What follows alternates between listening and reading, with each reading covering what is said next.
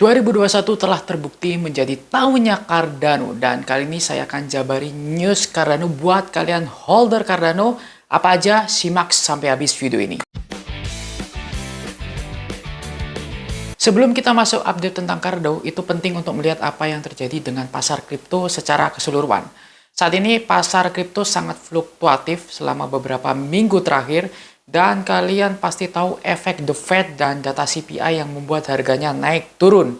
Tapi sekarang harga Bitcoin masih di atas 50 moving average dan itu secara masif ada pergerakan optimis bullish ya di market kripto yang diguncang sana sini isu tak sedap di global isu yang sudah kalian tahu tentunya.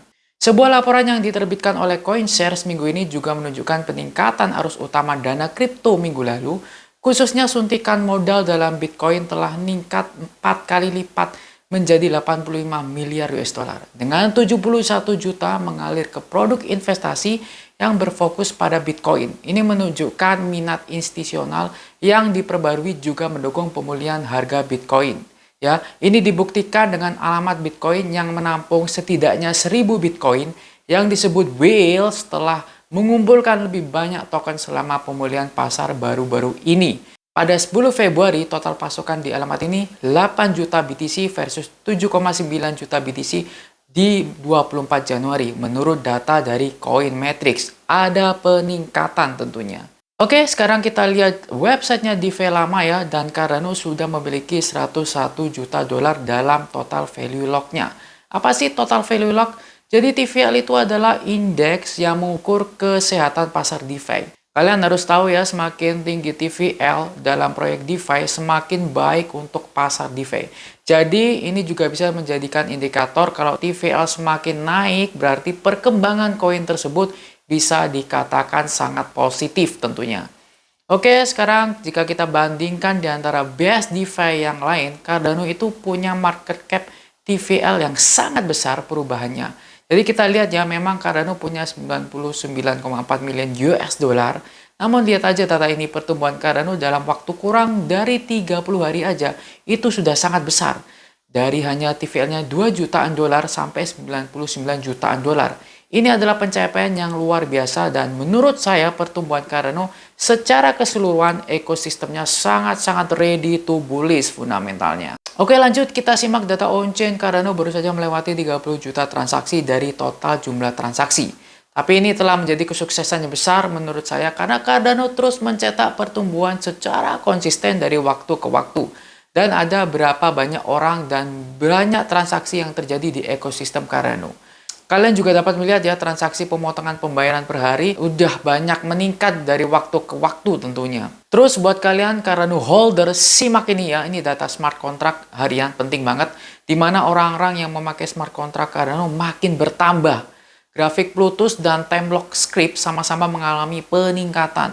Oh ya, untuk data time lock script ini biasanya digunakan orang untuk mengakses, untuk memining NFT-nya Cardano. Ini akan sangat menarik karena project NFT di Cardano ternyata banyak peminatnya. Dan jalan juga ya ternyata proyek ini. Jadi jangan anggap remeh, Cardano sepertinya udah nggak hype lagi nih bang. Tapi memang dia sekarang masih undervalue.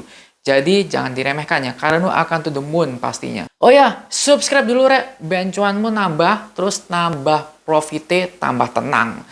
Oke, lanjut ya, Cardano ternyata sudah mengalami pertumbuhan yang luar biasa. Dalam beberapa minggu terakhir ya, terutama dalam hal jumlah kontrak pintar yang ditambahkan ke jaringan terdesentralisasi, menurut data yang diperoleh oleh Finebolt, Plutus atau platform kontrak pintar berbasis Cardano ini telah mengalami pertumbuhan yang signifikan sejak Februari.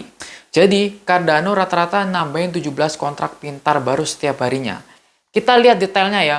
Jumlah alamat pemegang Cardano itu terus meningkat pada Januari. Totalnya ada 4,53 juta baru. Ini juga berefek pada transaksi bulanan di jaringan cryptocurrency yang terus berkembang. Mengutip cryptoglobe.com, alamat-alamat ini sekarang telah melakukan lebih dari 30 juta transaksi.